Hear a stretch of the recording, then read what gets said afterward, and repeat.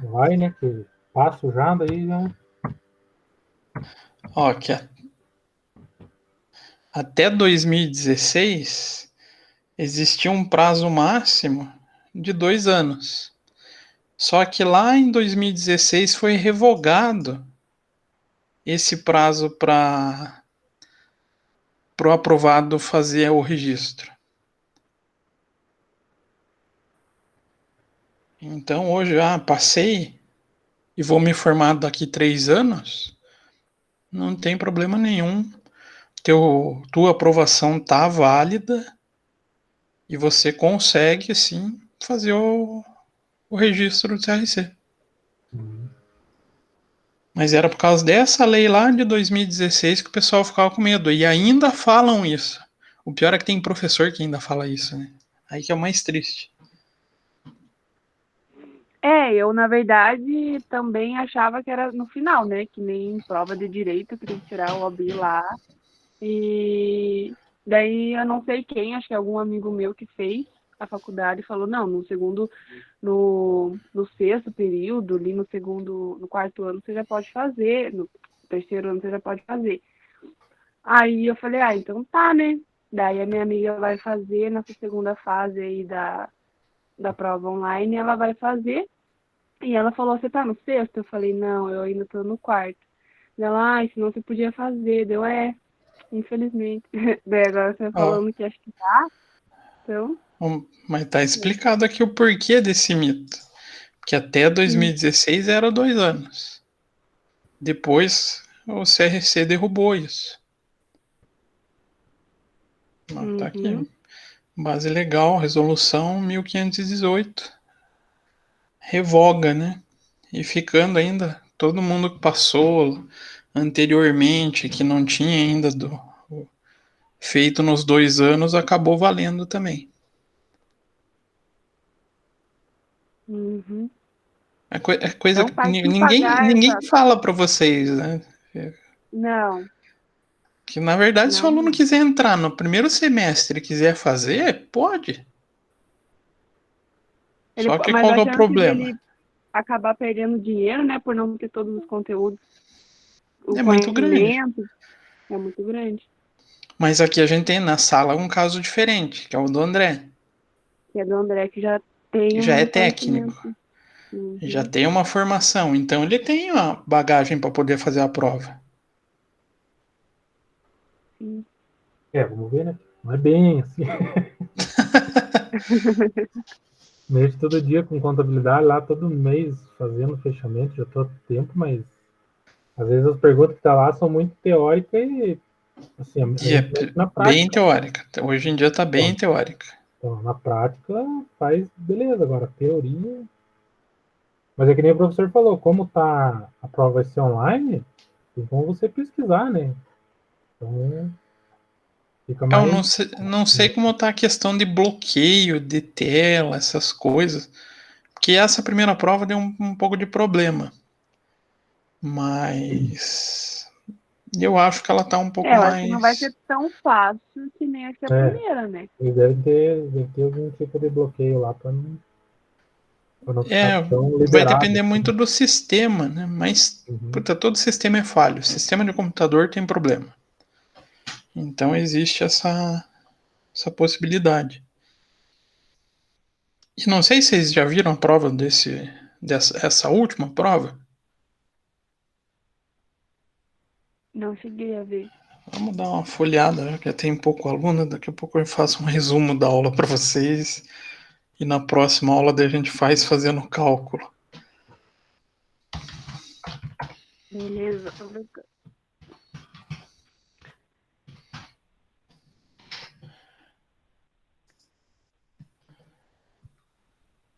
Muita gente falou, ela tá difícil, ela tava difícil. Quando eu peguei a prova, eu falei, não, não tá difícil, gente, tava fácil. Ó, esse é um tipo de questão que vocês já têm domínio. Contabilização de operação com mercadoria. A única coisa é que tem os detalhezinhos. CMS, Ah, seguro. essa aí é tranquila mesmo, senhor. Isso, seguro. Já é uma questão vocês. Até a gente mesmo aqui na própria disciplina de curso, a gente falou um pouquinho disso, né? Não falou a contabilização. Mas aqui o que, que eles mais querem? É saber, O 18% CMS. não só isso, Mas mas também também pagamento à vista. a ideia do seguro. Seguro. Será que o seguro inclui no valor do produto? Não inclui? Tudo isso vem lá do CPC 16. Uhum. Então essa é uma que às vezes até assusta, né, por causa do tamanho, mas ela é uma questão simples. Essa daqui é para vocês ainda não tiveram, que é participação em empresas coligadas e controladas. Coisa de 10 minutos de explicação vocês entendem. É bem sossegada também. Mas essa já é uma coisa que vocês já não teriam ainda na grade de vocês. É uma de folha de pagamento. Folha de pagamento, não sei se vocês acham tranquilo ou não.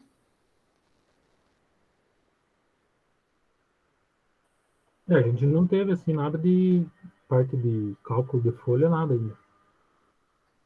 Hum, Nada, assim, referente à folha, a RH, a cálculo de folha, nós não tivemos nenhuma, pelo menos que eu me lembro, assim, não tivemos nada desde o início. aqui o que ele vai querer saber? Qual vai ser o aumento do passivo? Então tem que saber aqui o que é a dívida da empresa e o que não é dívida da empresa. Só tem um cara aqui no meio que é a sacanagem. Tá aqui, ó. Esse cara é uma sacanagem. Porque não é a empresa que paga esse INSS. A empresa paga o de baixo. Esse não. Esse 23.100 tá onde? No salário do funcionário. Então, quanto que teria de dívida para pagar? Quanto que teria o aumento do passivo? 210 o funcionário, o INSS da empresa, então já foi para 252, mais o FGTS. 252 mais 16, bate com a resposta correta? Só um detalhezinho. Para ver como é uma coisa que, se vocês revisarem antes de prova, passa. Não tem dor de cabeça. Questão de folha geralmente é isso, tá? É isso que eles gostam de cobrar. Então aqui também mais uma com operação com venda de mercadoria, com cálculo de CMV. Quantas questões são, professor? 50. 50 questões. E tem que acertar metade. 25, isso. O que eu indico aqui? Faz o mapinha da ficha de estoque. Tem duas operações. Fez o mapinha. Isso até na prova física mesmo. Faz um rascunho de entrada, saída, saldo final. Não vai ter problema. Como o professor mostrou lá no Teve exercício lá, né? isso. Faz aquele rascunhozinho. Cara, não vai ter dor de cabeça. Uhum. O que mais aqui? Essa daqui também já é um pouquinho mais complicada.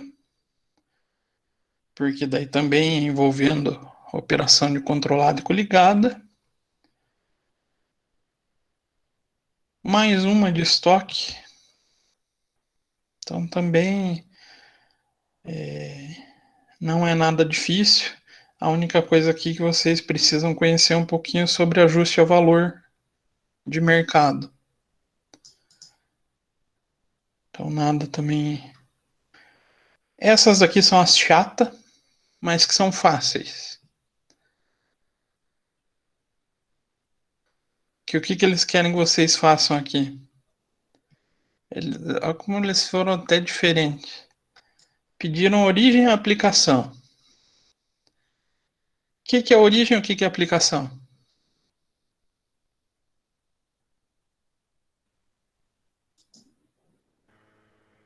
Conta de origem ativo. Opa, cuidado. O Origens débito e crédito? Origens são os passivos. Então, as obrigações. Ah, tá. Obrigação seja com terceiro, seja a própria. E as aplicações, o ativo. Só pede para separar isso. Ah, mas tem pegadinha aqui no meio? Nossa, Tem. Tem. Aonde que tá a pegadinha aqui? Vamos ver quem que acha. Não dá para ver direito. Não dá? Debêntures e outros títulos. Terreno. Aqui tem um monte de continha tranquila. Aqui eles querem saber essa daqui. O que vocês fazem com duplicata descontada?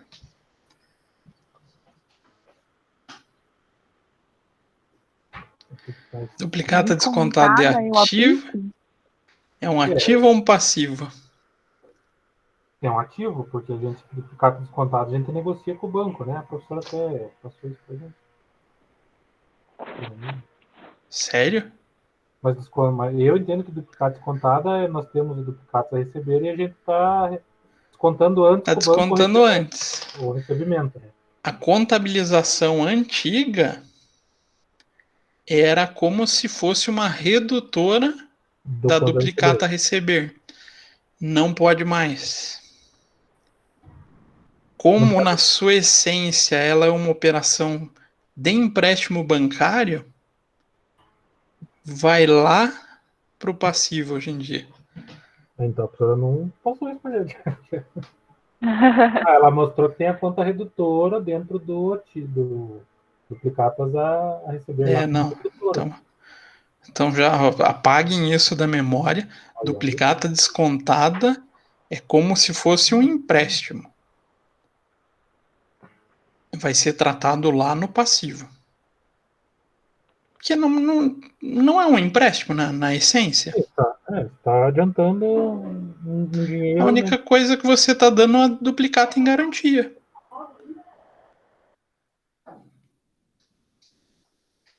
Então essa daqui é a mais sacanazinha que tem. Porque quem pega bibliografia ali de 2014 para trás vai ensinar errado. Por causa das alterações, duplicata descontada passou a ser tratada como passivo. E o engraçado, toda prova tem uma questão dessa. Toda.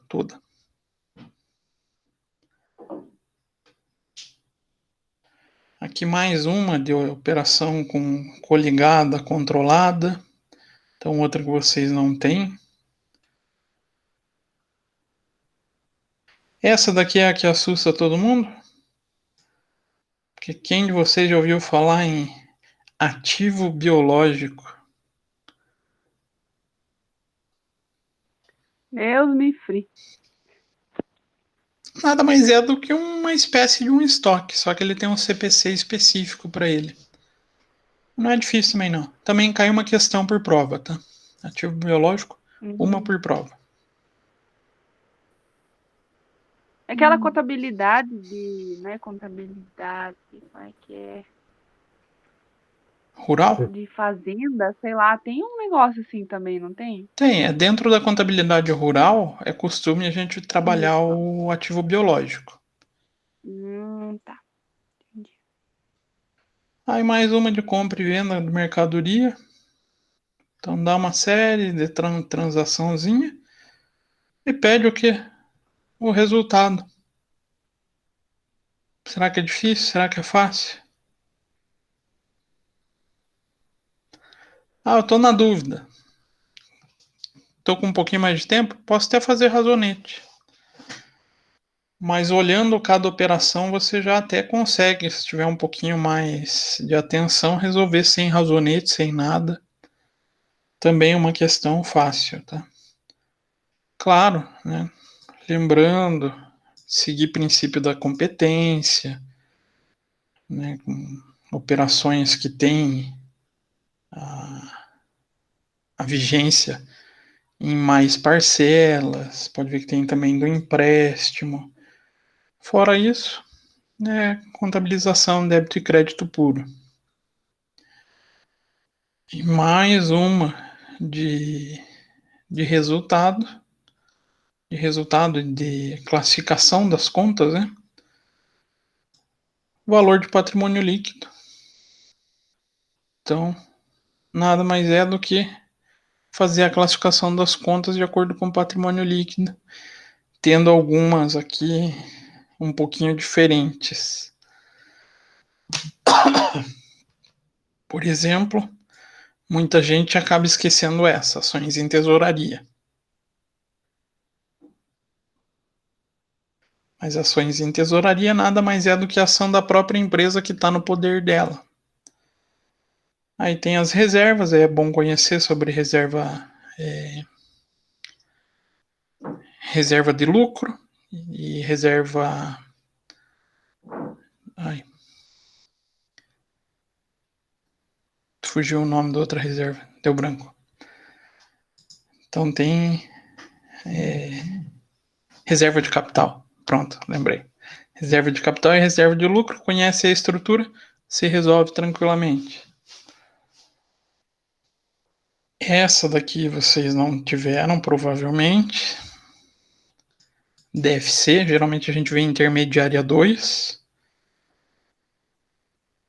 Para mim, até no dia a dia é a demonstração mais complexa mesmo, tá?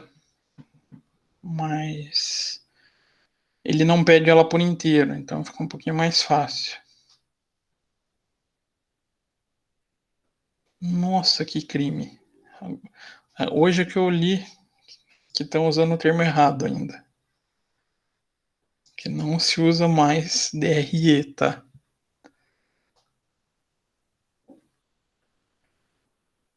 Então, pede de patrimônio líquido.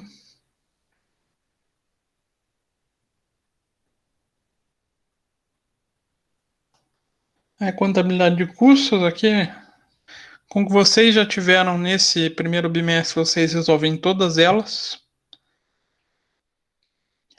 Estão fazendo custeio do... Não é nem o custeio, né? Aqui é só o rateio dos custos. Custos que vão para o departamento de serviços. Esse eu acho que a gente até resolveu em aula. Aqui, um custeio por processo, ele é bem semelhante ao custeio por absorção. Esse é próximos temas que a gente já vai ver. Esse daqui vocês têm que saber de cor salteado já, né? Custeio por absorção. Mais um de custeio por absorção. Perceberam como cobram bastante custeio por absorção? Pois é, isso eu queria comentar. Tem bastante questão aí de custo. Sim. O absorção ele é o mais cobrado porque todo e qualquer contador tem que saber. Porque ele é o único aceito legalmente. Uhum. Então, todo mundo, mesmo que a pessoa trabalhe em escritório, se trabalhar com uma indústria, ele vai ter que conhecer o custeio por absorção. Aí que aqui chega na contabilidade aplicada ao setor terrorista. Para mim essa parte da prova podia explodir. Eu odeio pública.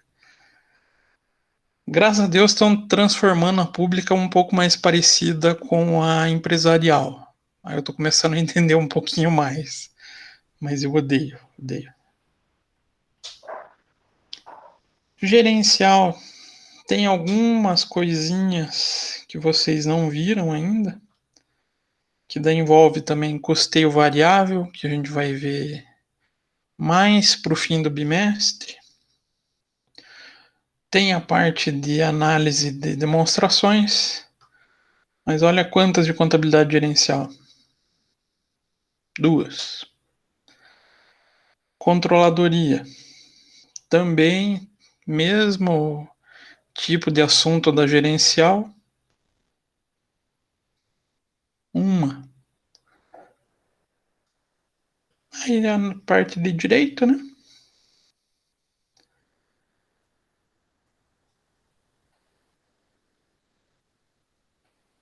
Aí começa a vir questões mais picadinhas, né? Matemática financeira, essa vocês já tiveram, né? Eu acho o que andou piorando muito nessa prova com a Consulplan foi a parte de estatística. Ela ficou bem pesada. E a teoria da contabilidade também tem um pouquinho mais de questões, mas algumas são até fáceis de ser respondida por indução. Se a gente pensar na lógica da contabilidade, a gente responde. Essa daqui, curiosamente, uma das cenas mais engraçadas que eu já vi na minha vida. Questão de legislação e ética, elas são tranquilas para quem consegue pensar, puxa, o que eu vejo fazendo como certo? O que é o certo na profissão para mim? Aí eu falo que é uma situação engraçada porque isso eu estava lá na faculdade, feliz da vida. A gente recebeu o vice-presidente de ética profissional. As duas turmas de contabilidade que a gente tinha juntas no auditório, era 100 alunos, e o vice-presidente até foi o último presidente que saiu do exercício agora, o Rigoni. Ele falou que ética para ele nem precisava ter a disciplina, porque ética é ter vergonha na cara. Aí todo mundo pegou, pense, 100 pessoas olhando pro cara que estava falando e para a professora, que era professora de ética. Ele não sabia onde pôr a cara. Então aqui a ética também é bem tranquilinho de responder. E aqui um pouquinho de princípios contábeis. Sinceramente, na minha opinião, não poderia mais chamar de princípio de contabilidade, porque os princípios, teoricamente, eles foram revogados, né? Não sei se vocês já sabem disso. Foi, acho que eu não sei qual dos professor comentou com a gente que não tem mais os princípios. Eles não existem mais. Alguém comentou com a gente. Hoje, toda a ideia do princípio contábil está dentro do CPC 00. Aí lá traz os princípios permeados, sem indicar qual que é qual. Mas aqui ele vai trazer basicamente questão falando sobre as normas do CPC. Acho que foi o professor Marcelo que comentou. E para mim as questões que eu mais me divirto, que eu adoro o CPC. Auditoria tem umas duas questões também. Auditoria, por mais que ele fale aqui que é só auditoria, na verdade é auditoria e perícia, tá? Pode ver aqui o laudo pericial. Então, tem as duas formas. E português. Se vocês analisarem, o que mais cai é contabilidade geral. Cadê? Então, quase 20 questões de geral. E custos é a segunda disciplina que mais cai. Custos ali fica em 5, 6 questões por prova. Então, até não é uma prova tão difícil de passar se vocês revisarem alguns conteúdos, se vocês dedicarem para esses conteúdos que é um pouquinho fora do que vocês já tiveram como disciplina, né? Mas é bacana. Eu acho, às vezes mesmo que não seja para passar, o fazer a prova ajuda vocês também já ir ganhando esse nuance de como é a prova. Como que é o jeito que eles cobram, como que é as pegadinhas. E daí, não passei na primeira, dificilmente na segunda o pessoal não passa. Assustei ou melhorei um pouquinho a visão da prova para vocês? É que tem coisa Eu aí acho que que nem, melhorou. nem viu, mas não acho difícil tentar responder assim, pelo menos aquelas que a gente já tem noção, né? É, Algumas a gente não vai nem saber o que responder. é justamente visando os alunos que têm insegurança que eu faço o quê? Eu separo, não de uma prova, eu tenho uma coleção de questões e toda a minha revisão eu revejo o conteúdo passando a questão. Justamente para mostrar, ó, o conteúdo é desse jeito, a norma fala desse jeito, e cuidado com esse tipo de pegadinha. Que é igual da duplicadas a duplicadas e contadas. Pode ver que vocês já iam cair numa pegadinha dessa. Que é já. É que eu gosto dessas questões. Antes não, né? Quando o mercado estava mais aquecido, eu também fazia preparatório para a Receita Federal, né? Só que daí eu era uma disciplina extremamente específica e cheia de detalhes, que é a legislação de IPI.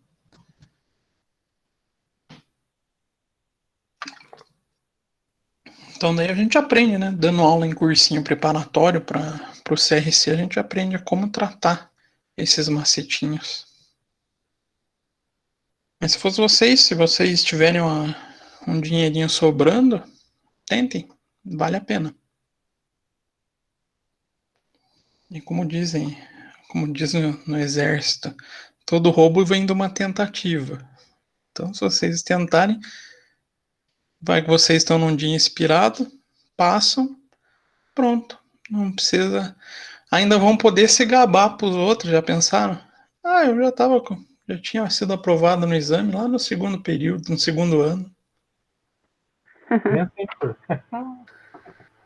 Olha, tem gente que se forma e não consegue passar no negócio. Imagine vocês falando, eu já passei, já tô sossegado. Agora Só vou terminar a faculdade agora. Pegar o diploma, registrar e partir para o abraço. Quer dizer, nem é tão abraço, né? Porque com a anuidade que o CRC cobra, mas já tá Quanto que é, resolvido. professor? Para ver se vale a pena. A minha de técnico lá, quem paga é a empresa, né? Os contadores, mas só técnico é 460. Não, o contador é 500. Não lembro se foi 590 que eu paguei. 560 ou 590? É mais ou menos isso. Isso que é baixo, né? Se for parar para pensar na OAB, é baixo. Mas. Anuidade isso? Aham. Caramba. Precisa manter aquele prédio bonitão lá na 15, né? Vocês já foram lá? Não. Eu acho que eu nunca fui. Olha, é chique, chique. Reza a lenda que na sala do presidente tem até hidromassagem. Não sei se é verdade. Quem me contou vai ser professor de vocês, que é o professor José. Ele foi estagiário de CRC quando ele estava na faculdade. Então ele viu. A gente paga hidromassagem dos caras, então. E teve. Ninguém sabe de nada, tá?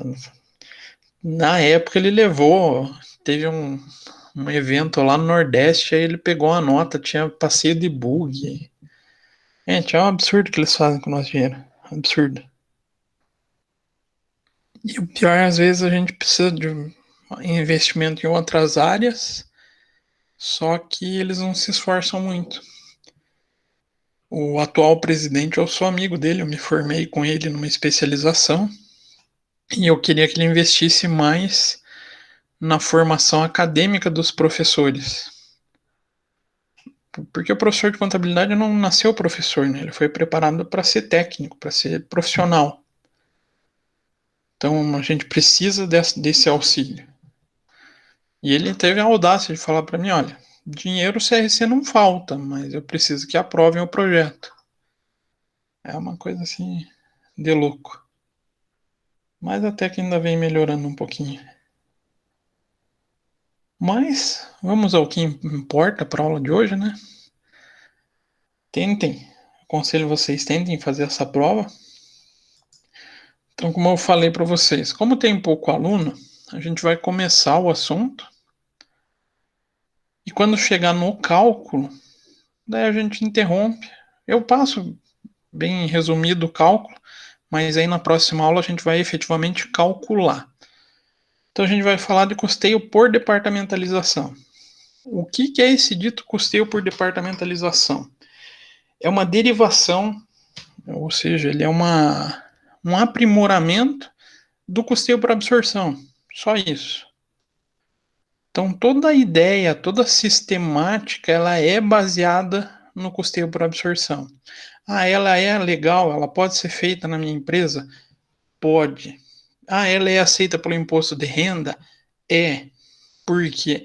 Porque ela é um custeio por absorção. Só que com um aprimoramento no meio. Então, o que ele é? O custeio departamental é o sistema de atribuição de custos indiretos aos produtos por meio de departamentos. Então, a gente começa a incluir no meio do controle a criação de departamentos que vão começar a acumular determinados tipos de custo. Então, departamentos nada mais são que divisões, seções, setores que compõem um estabelecimento comercial, industrial, bancário, prestador de serviço. Então, nada mais é do que uma área da empresa. Aí você vai chamar de divisão, seção, setor, vai da cultura organizacional, né? Então, o departamento é a menor unidade administrativa que é a empresa industrial, composta por homens e bens, capaz de realizar tarefas homogêneas. Então, o departamento nada mais é do que uma menor divisão para uma determinada atividade em específico. Alguém de vocês conhece empresa que tenha essa característica?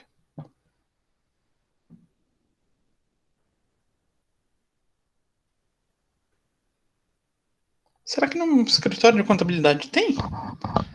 Agora eu fiquei na dúvida. Será que eu posso colocar isso? Onde eu trabalho lá é tudo separado por setor. Então, no escritório de contabilidade eu posso pelo menos ter um setor de contabilidade, fiscal e folha de pagamento. Não seriam as menores divisões com atividades semelhantes? Então, até em um escritório de contabilidade, isso pode funcionar. Claro, quanto maior o porte da empresa, melhor é a utilização do departamento, porque vai ampliar o controle da atividade em si. Professor, mas como é que geralmente se trabalha esse conceito no controle de valores? Aqui a gente tem uma ferramenta comum praticamente a todos os sistemas, tanto contábeis quanto empresariais, que é o quê? O dito centro de custo. Na verdade, centro de controle, né? Então, se vocês pegarem um software de contabilidade, vocês podem adotar a figura dos departamentos, adotando um centro de custo. Quem de vocês faz lançamento direto aí?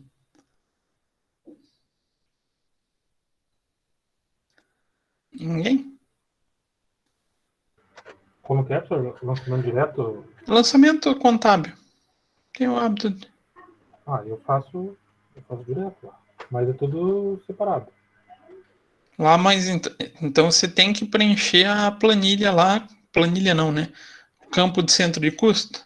Todo lançamento. Toda entrada de nota. A Ana, lá no nosso trabalho, quem dá a entrada em notas é a Ana. Ela que. Ó, ela acabou de ser... Ela tá com vergonha de falar, eu acho. Por que faz essa alocação no centro de custo? Para indicar quem que é o dono daquele valor. Exato. E será que depois alguém usa essa informação? Quase brigam, porque daí um setor teve mais gasto que o outro e aquele setor não deu rentabilidade, assim vai. Cada setor paga um valor. É justamente isso a figura do departamento. O pagamento do valor. O que o André está comentando é um pouquinho mais voltado para o orçamento, né? Limitação de gasto. E eu vivi em uma empresa que isso daqui realmente era uma guerra. Até quando a gente ia fechar o orçamento de cada departamento, a gente chamava de semana de guerra. E é justamente para saber quanto que cada setor pode gastar e quando chega os gastos, igual a Ana faz o lançamento das notas, já é para ir distribuindo, ó, desse setor tal vai pagar tanto. O setor X usou menos, vai pagar menos. É justamente para começar a melhorar esse controle da distribuição de valor. Qual que era o grande defeito do absorção puro? Não é fazer uma distribuição por um critério, vamos falar assim, um pouco subjetivo e arbitrário. O departamento, então, ele começa a tentar diminuir essa arbitrariedade.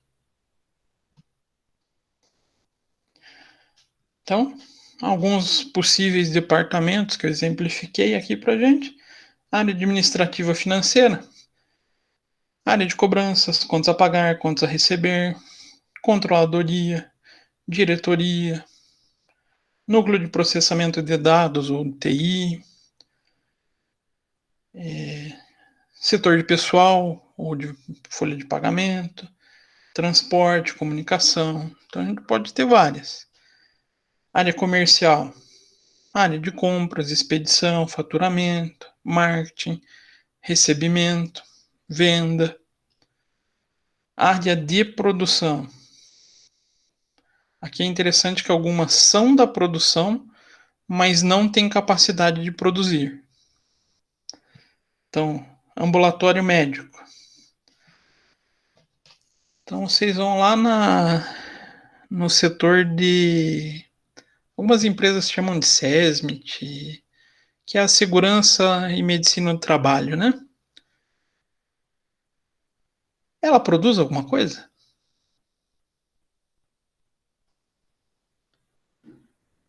Lá na fábrica, o setor de segurança e medicina do trabalho, ela faz alguma coisa? Tem produção? Produção não. Não, né? Mas ela está envolvida na linha de produção?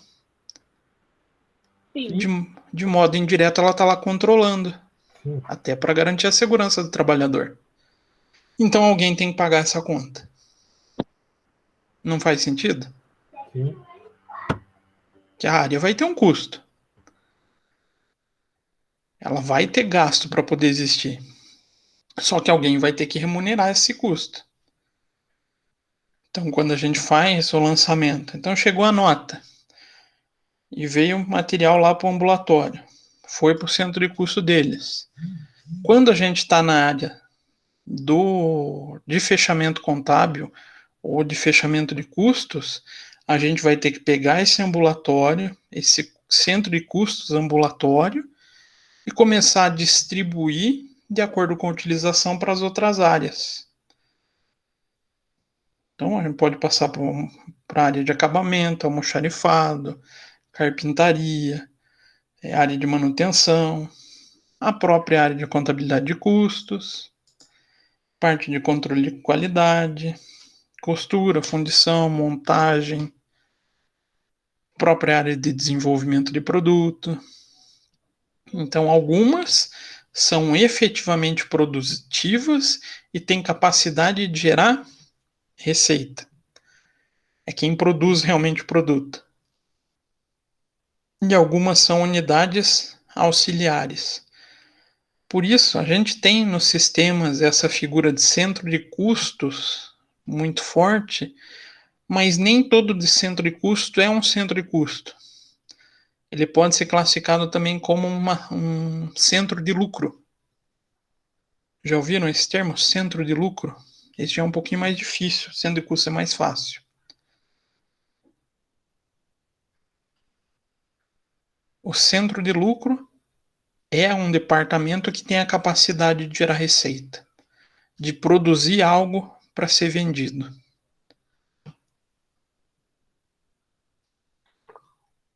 Então, todo aquele pensamento da gente distribuindo os valores, ele começa a se tornar um pouquinho mais delicado. Então, na realização da tarefa, os departamentos realizam gastos que podem ser classificados como custo ou despesa, né? Então, gasto gerado por departamentos relacionados à produção, a gente já cansou de ver, são trabalhados com custos, e por isso os departamentos também são chamados como centro de geração de custos ou centro de custos. Cada departamento, então, vai existir um correspondente centro de custo. Embora possam existir centros que não correspondam exatamente a um departamento. Então, pode ser que dentro de um departamento eu tenha até mais de um centro de custo, dependendo da complexidade das atividades envolvidas. Então, o departamento poderá ser subdividido em mais de um centro de custos quando for economicamente viável, desde que permita melhor apropriação dos custos. Então, ele vai auxiliar a apropriar os custos indiretos aos produtos com uma assertividade maior. Então, eu posso, de repente, lá na minha montagem, ter 2 centros de custos, 3 centros de custos. Não tem problema. A única coisa é que ele tem que gerar um benefício maior na hora de fazer essa apropriação do custo. Então, gastos comuns a vários departamentos, então aluguel, energia, podem ser inicialmente acumulados em um centro de custo e depois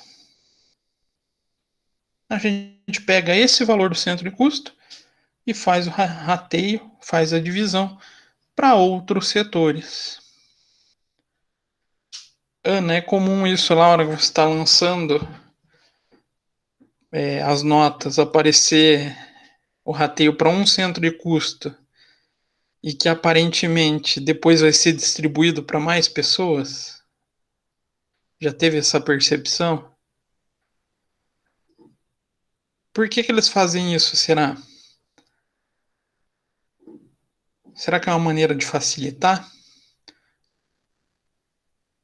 Já pensou, dependendo da empresa, vai ter centenas de centros de custos.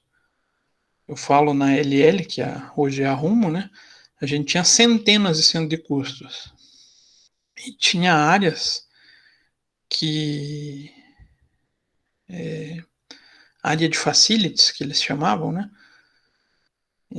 Recebiam a conta de telefone. Puxa, já pensou ficar fazendo rateio para todo mundo já na hora que chega a nota fiscal? Não vai ser tão fácil. Então lança para um centro de custo inicial e depois, quando está fazendo o fechamento de custos, faz a divisão para todo mundo que gastou o telefone daí. Então é comum isso acontecer. Lança em um e depois, a hora que a gente está passando pelo processo de fechamento. Só que o justo dividir... Peraí.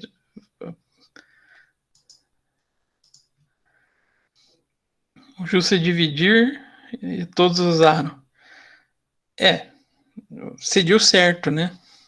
Mas, infelizmente, às vezes tem gestor que pode um pouquinho mais que o outro, acaba não recebendo o valor que deveria no seu orçamento, né? Então aqui é essa a ideia. A gente pode fazer direto e pode fazer separadamente. Faz em um e depois vai fazendo. É uma modalidade que a gente chama de modalidade escada. A gente já vai ver mais para frente. Então aqui eu montei um esqueminha de centro de custo, dividindo como ficaria essa segregação de hora de máquina conforme a utilização. Então, a gente tem gasto com máquina profissional, carga horária, salário, produto utilizado. E a gente vai produzir esses itens. E nem todas as máquinas terminam em um único produto.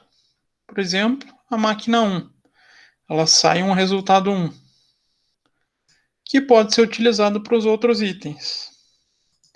Então eu vou ter um centro de custo desse departamento ou dessa máquina 1, ela vai acumular todos esses gastos.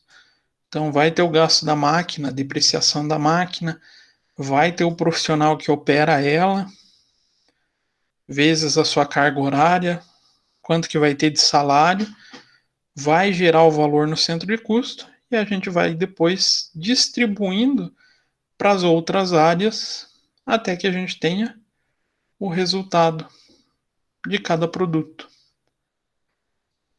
Então aquele esqueminha do custeio por absorção era bem mais bonitinho antes, né? A gente só tinha aqui custos diretos, tinha essa separação, né? Custo direto e indireto. O que era custo direto já ia para o produto. E o que era custo indireto a gente fazia o rateio.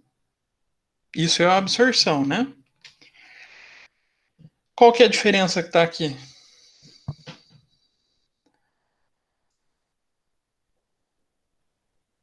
Esse lado teve alguma alteração? Tratamento do custo direto? Ou ele continua exatamente igual ao que a gente vinha trabalhando na absorção? Idêntico, né? Aonde que mora a diferença também na departamentalização? No tratamento dos indiretos. Por quê? Agora a gente vai conseguir fazer o tratamento por departamento. Então supondo a gente tem nossa empresa dois departamentos de serviços, dois de produto, e chegou uma nota fiscal de um prestador de serviço específico para o serviço A. O que eu vou fazer? Vou alocar esse custo direto para o serviço A. Vamos supor que esse serviço seja pintura. Então, lá no meu departamento de pintura, ele teve esse gasto. Ele vai já pro seu devido departamento. Não, eu tive lá no departamento do serviço de lubrificação, vamos pensar numa montadora de veículo. Então a lubrificação teve uma despesa também que foi só dela. Então a hora que a Ana vai lá lançar a nota, vai colocar o quê? O centro de custo do departamento de lubrificação. Não, chegou a conta de telefone. Conta de telefone todo mundo usou. O que eu tenho que fazer? Pelo rateio, eu faço o quê? distribuo quanto que o departamento A utilizou, quanto que o departamento B utilizou, quanto que o departamento C utilizou e quanto que o departamento D utilizou. Então, continua tendo rateio? Continua. Separando agora em departamentos. Então, supondo que venha uma nota que seja comum às áreas de serviço. Só que aqui o departamento A consumiu desse serviço 30%. E do departamento B ele consumiu uma média de 70%. Você vai aplicar o rateio fazendo essa distribuição. Departamento A vai receber 30%, departamento B vai receber 70%. Fez toda essa divisão, separou por rateio. O que a gente faz? Terminou os produtos, vai para o estoque normalmente, como é tratado no custeio por absorção. Não sei se eu consegui ser claro, se eu fui meio confuso no meu raciocínio. Pelo amor de Deus, falem comigo. Olha, professor, aparentemente é tranquilo. Se for parecido com o de absorção, a gente dominou aquele. É só vocês pensarem, vai ser uma absorção dentro da absorção. Aham. Porque antes da gente separar para o produto, a gente vai separar para os departamentos. O departamento. A gente vai fazer rateio para cada departamento. E depois faz o rateio para o produto final. Elabora então o custo total e fechou o valor de estoque. Essa é a diferença. Será que melhora o controle? Eu não começo Eu a acho que sim, né? Eu começo a tentar ter uma tratativa um pouquinho mais particular do dono da despesa, né? Então, a pessoa que realmente consumiu aquele gasto vai assumir ele. Que até é o comentário da Ana ali, só que o justo é dividir. É a base da departamentalização, é tentar fazer a melhor maneira possível essa divisão. Mas o tratamento contábil e de fechamento é um custeio por absorção com 2 etapas de rateio. Só isso. Que vendo um gráfico assim, assusta, né? Às vezes, pô, quanto caminho tem que fazer, mas nada de muito complicado. Então, só relembrando, centro de custo, menor unidade de uma empresa industrial, considerada para fins de acúmulo de valores, acúmulo de custo, que pode ser tanto fictícia, então não corresponde a uma área em específico, né? Igual eu falei, a gente pode ter a montagem com mais de um centro de custo, ou a gente pode ter ela coincidindo. O departamento sendo unicamente um centro de custo. E o tratamento dos centros de geração de custos ficou convencionado como sendo departamento. Então, no meio contábil, a palavra que acabou sendo mais empregada é o departamento. Uma vez que o seu estudo é conhecido, então, como sistema de custo departamental. Então, escutaram sistema de custo por departamento ou sistema de custo departamental, ele é a evolução do custeio por absorção. Onde a gente emprega, então, a utilização desses departamentos com seus devidos centros de custos para fazer a melhor distribuição dos valores que chegam para a empresa. É divertido trabalhar com isso. Quem gosta de Excel, no dia a dia, na empresa mesmo, vai se divertir. Ah, mas os sistemas não fazem? Depende do sistema. A grande maioria não faz. Ele faz o acúmulo no centro de custo, então ele vai ter lá os lançamentos por centro de custo, mas depois, para fazer aquela continuação nas apropriações, dá-lhe Excel. Vocês gostam de Excel, gente? Sim, Excel é vida. Os Eu demais fico o dia inteiro no Excel.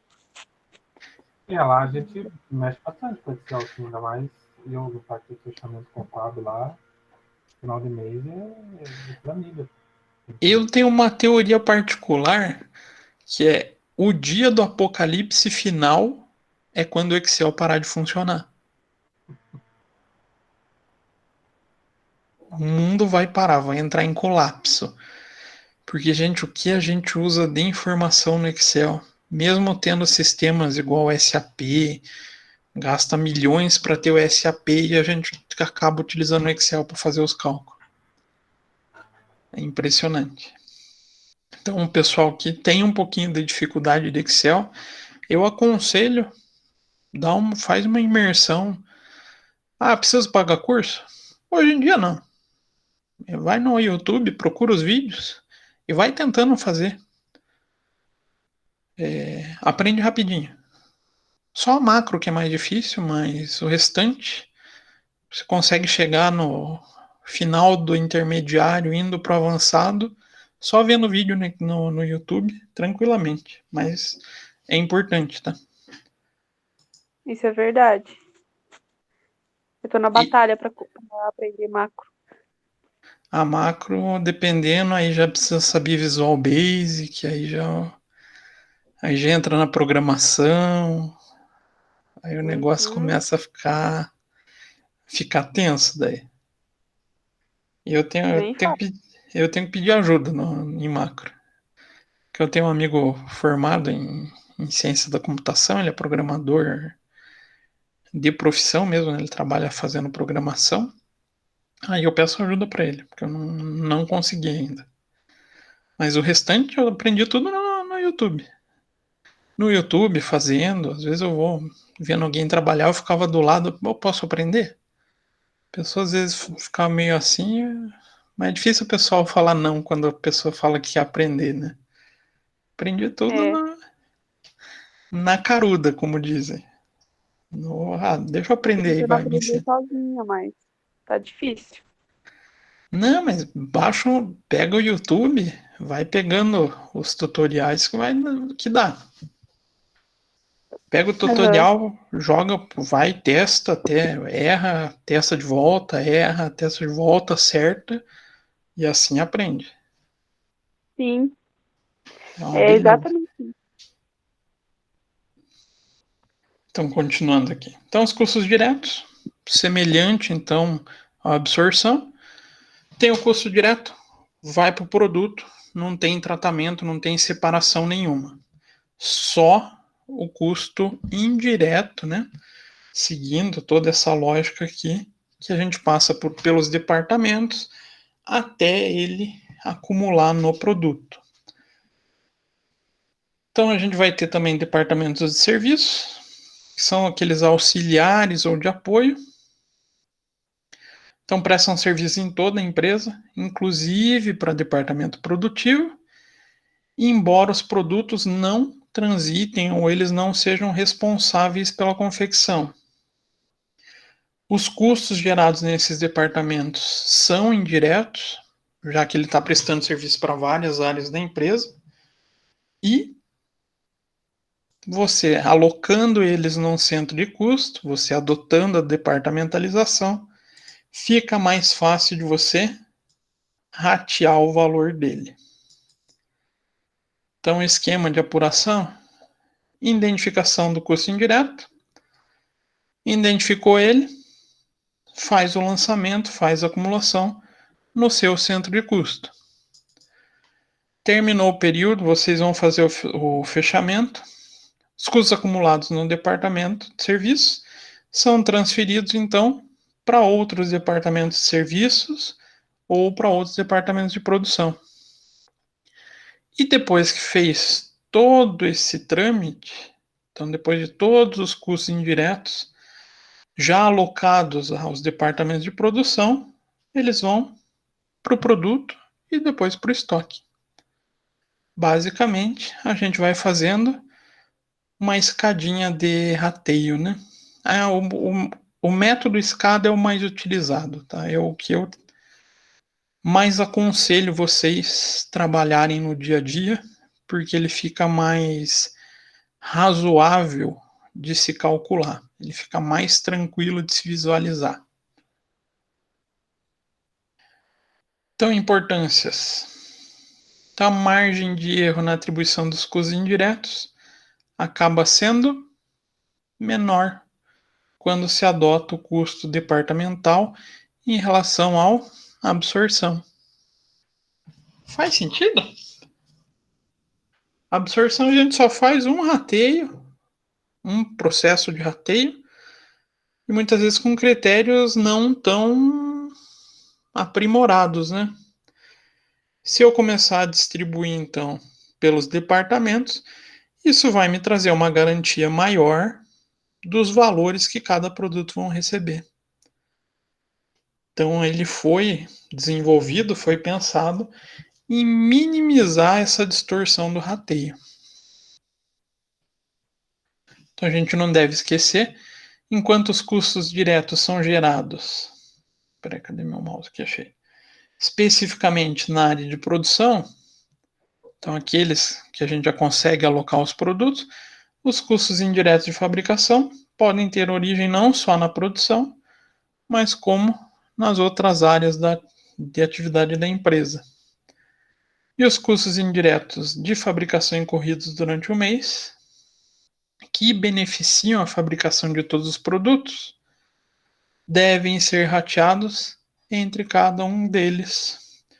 Então, contudo, os custos indiretos que beneficiam a fabricação de parte dos produtos devem ser rateadas somente para essas partes. Então eu não utilizei um determinado serviço para fazer uma garrafinha de água. Faz sentido eu pegar o departamento que acumulou esse determinado serviço e colocar essa garrafinha de água para receber o rateio? Ele não utilizou o serviço.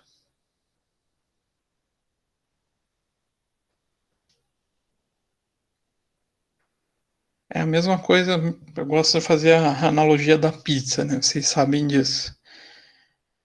Faz sentido alguém participar do rateio da compra de pizza se essa pessoa não come queijo, por exemplo? Não faz muito sentido, né? Então o departamento também auxilia nesse ponto. Cada setor, cada produto vai receber somente aquilo que ele efetivamente utilizou. Então aqui que eu falei para vocês do exemplo. Então tem um exemplo que a gente vai trabalhar, mas acho que daí a gente faz na próxima aula, levando em consideração esse trâmite de informação. Vamos pensar só no custeio por absorção, como é que ficaria. Então a gente tem uma confecção, fabricou 50 mil peças de um produto A, 50 mil do B. E a gente encontrou de custos diretos 250 mil de A e 200 mil do B. Custo direto, o que a gente faz? Faz já a distribuição para. O A vai para o produto A, né? E o B vai para o produto B. Não tem muito o que pensar, né? Alocação dos custos diretos. E na nossa empresa, a gente tem 10 departamentos produtivos. O produto A utiliza o serviço de todos os 10 e o produto B usa só 5. E durante esse período, os custos indiretos de fabricação gerados nesses departamentos são iguais e seu montante foi de 80 mil. Então, considerando a produção homogênea no período de 30 dias e a base de rateio por absorção seria o número de peças fabricadas. O que aconteceria na absorção? A gente teria 80 mil e divide pelas peças. Vou abrir o Excel rapidinho só para a gente pensar nesse absorção. Então a gente tem lá o produto A e o produto B.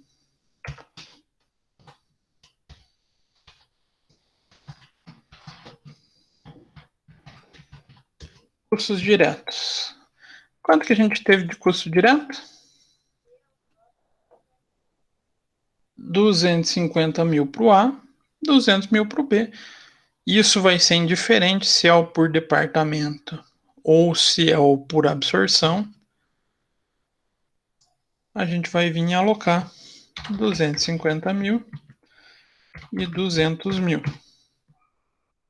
Aqui não tem segredo, né? Aí a gente teria o custo indireto, seguindo o método por absorção. Qual que foi o método definido? Base de rateio é o número de peças. Quantas peças a gente fabricou para o A? 50 mil unidades, né? Quantas peças para o B? 50 mil. Então dá um total de 100 mil. Deu 100 mil, deu.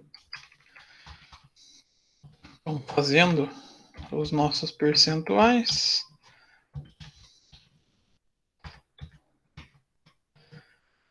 Então, cada um vai pagar 50%. Eita, cadê meu percentual? Achei. Então, nosso gasto foi de 80 mil. 80 mil vezes 50% e 80 mil vezes 50%.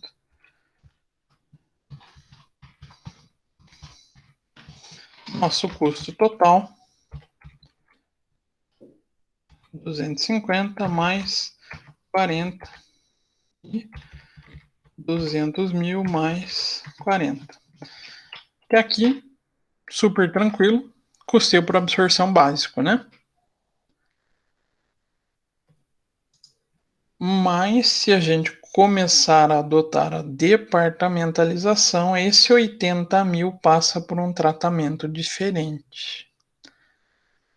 Então aqui está aquele cálculo do custo feito pela absorção, ou seja, sem o departamento.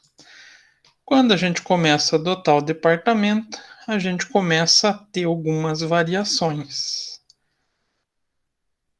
Então, considerando que o produto A, durante os 30 dias que permaneceu na fase de fabricação, passou pelas 10 sessões, enquanto o B passou só por 5, devemos realizar o cálculo por departamento onde o produto A passou.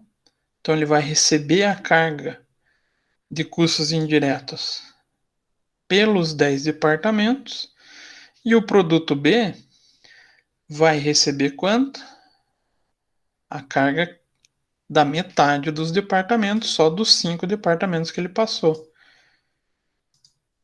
Então, 100% dos CIFs de 5 sessões são de exclusividade do produto A.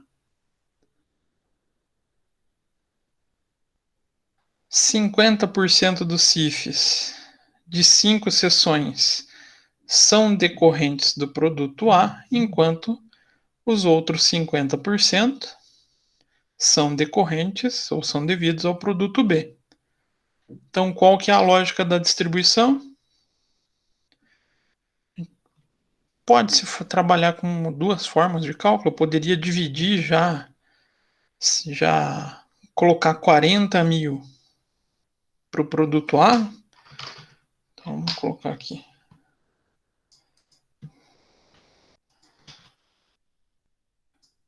Aqui a gente tem os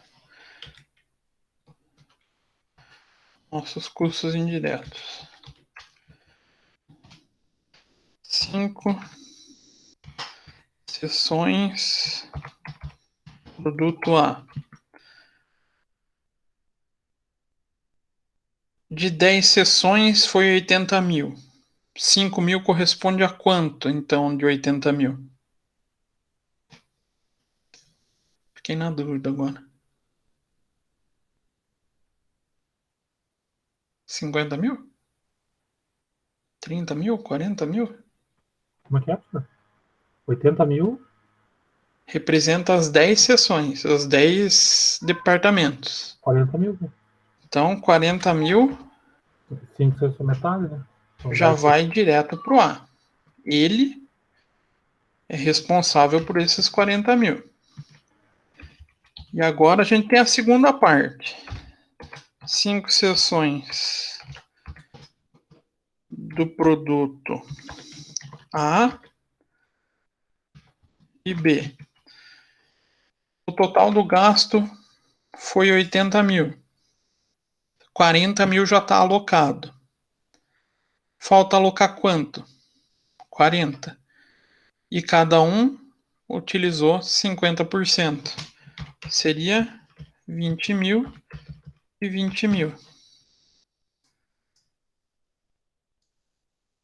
Então o nosso custo total já mudaria. É o custo direto mais os custos indiretos que eles foram atribuídos. Ou eu poderia também transformar em percentual, né?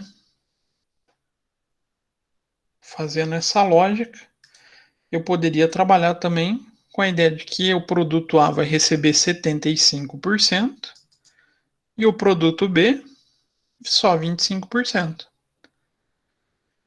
Qual que é a melhor maneira?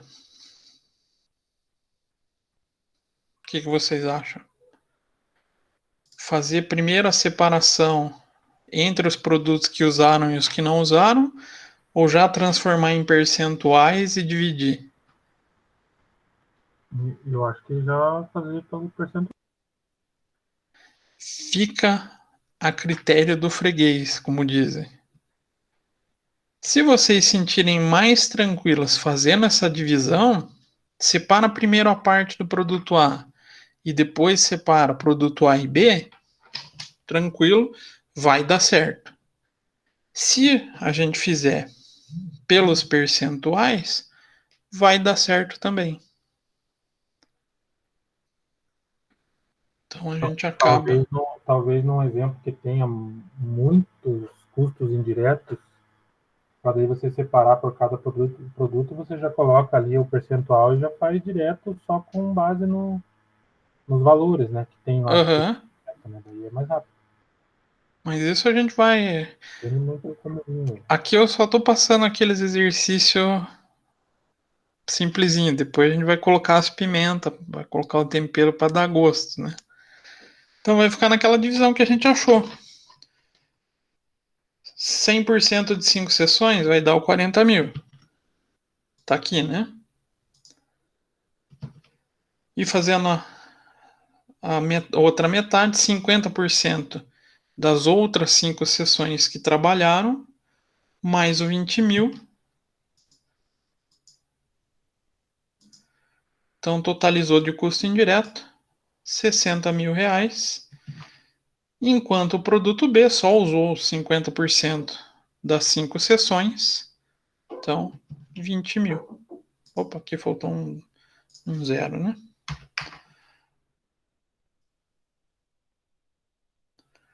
Então a gente pode fazer essa separação. Vou pôr aqui a 200.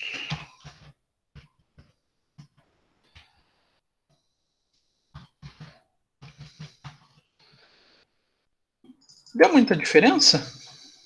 Se eu pegar uma absorção pro custeio por departamento, deu muita diferença? Vamos até calcular por unidade aqui, dividido por 50 mil.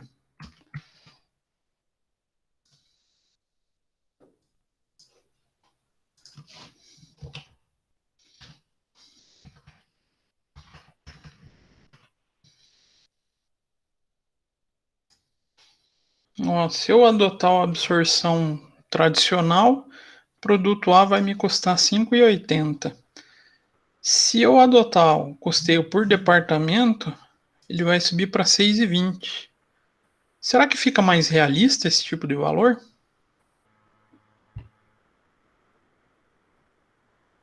Produto A está consumindo mais recursos para a existência do departamento. Então é justo que ele pague mais, né? O produto vai ter que custar mais também. Então ele tenta fazer essa redução das distorções. Aqui eu montei um esqueminha da mesma base de cálculo que eu fiz, né? Fazendo a divisão por 2. Nem vale muito a pena detalhar hoje. A gente refaz ele na semana que vem. Então, vou concluir os métodos aqui na próxima aula. E o método que eu mais indico para a gente utilizar no dia a dia é esse método da escada ou dos degraus que a gente vai distribuindo departamento por departamento. Deu para começar a compreender essa ideia da departamentalização? Sim, professor. Parece muito difícil em relação à absorção? Não muito. Não foge muito do mesmo conhecimento. Ele segue uma linha de raciocínio muito parecida. A gente vai ter mais um conteúdo que vai ser depois da departamentalização que segue a mesma linha de raciocínio, que é o custeio ABC. Então a gente vai conseguir usar essa linha de pensamento por mais tempo e vai ficar mais fácil para vocês irem assimilando essa ideia do rateio, da distribuição de valores entre os produtos. Então, próxima aula, o que a gente vai fazer? Vou terminar então falando refazendo bem rápido o cálculo para a galera que não estava hoje, mas bem simples, a gente viu que é bem tranquilinho de fazer esse exemplo, né? Vai concluir e daí a gente vai fazer um pouquinho mais apimentado junto. Aí já podem saber que na próxima aula vai ter exercício para fazer em casa. Tranquilo? Beleza. Então tá, gente. Beleza, então. Então nos encontramos semana que vem, se tudo der certo.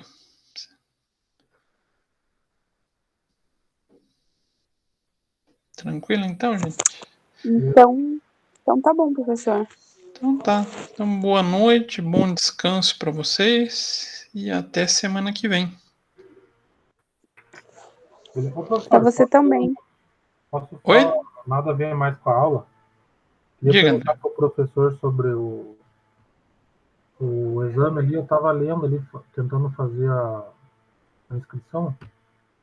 E eu estava lendo no edital ali, ó.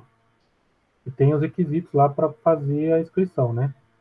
Aham. Daí tá escrito assim lá nos dispositivos preliminares, lá, 1.3. Poderá prestar o exame, o portador de diploma da estrangeira não poderão participar do exame bacharéis que já possuam aprovação em edições anteriores, que não é o meu caso. Aham. Salvados aqueles examinando cujas aprovações ocorreram no momento que não atendiam os requisitos descritos no parágrafo único. Executos também o item anterior os examinandos cujas aprovações ocorreram em exame de nível técnico. Mas assim, quando eu fiz a carteirinha do técnico, não tinha exame. Aham. Exame, né, de suficiência. Daí tem, Não. daí tem outro item ali, ó. Não poderão participar do exame profissionais que possuam registro ativo ou baixado, junto ao Conselho Regional. Aí é quem tem o registro já do. Digamos, eu tenho o meu registro e for fazer de volta. Bacharel já. Isso, ele não aceita. Então acho que então não tem problema eu como técnico fazer. Não, hipótese alguma. Eu estava até lendo ali, entrei até na resolução ali que está no edital para ler melhor ali, né, ver o que eles falam que rege a resolução do CFC lá, né? Aham. 1486/2015. Mas então não tem problema nenhum. Não, pode ficar tranquilo, André. Você pode fazer que se você passar, teu direito de registro está garantido. E quanto ao curso que o professor vai fazer, nós que somos, por exemplo, do 4º período, podemos participar também do curso? Pode, eu não sei como é que tá as inscrições, daí eu vou dar uma conversada com o Joel para ele repassar para todos os coordenadores, representantes. Tenho lá no nosso trabalho, tem um outro menino que está no 8º período, que trabalha com a gente lá, que é o Natan. Daí eu posso perguntar para ele lá como é que está a inscrição lá, se ele... Pode ser também. Daí eu vejo com ele como é que faz a inscrição, e ele me passa os acessos lá, né? Aham, mas ele tá livre, até para quem é de fora da faculdade, se quiser fazer, pode. Uhum. Para mim, a diversão é ver o pessoal depois poder falar, passei. Tá certo. Gente, vocês não sabem como não tem preço isso. O professor passa o curso lá e depois o pessoal falando que passou, né? Não, eu fui encontrar aluno 3 anos depois, ele estava numa especialização lá no Instituto, eu estava como professor do Instituto Federal, aí ele lembrou e veio, e eu não lembrava, aí é a dificuldade de ser professor, né, porque passa muito aluno com a gente. Ele, professor, lembra de mim, eu fiz o cursinho, passei, graças ao senhor, não sei o que, eu falei, graças a você que estudou, né, eu só tentei dar uma mão, mas assim, é recompensador pra gente. Então isso é bom. Então, para mim, então, beleza, quem quiser. Eu vou tentar lá fazer a inscrição então e ver se eu consigo fazer lá com a minha prova. Não, tranquilo. Tá bom então. Beleza, gente? Valeu, obrigado então. Boa noite. De nada. Boa noite, gente. Bom descanso para vocês. Valeu. Obrigado, professor. E até semana que vem, se Deus quiser. Até. Amém. Tchau. Tchau, tchau.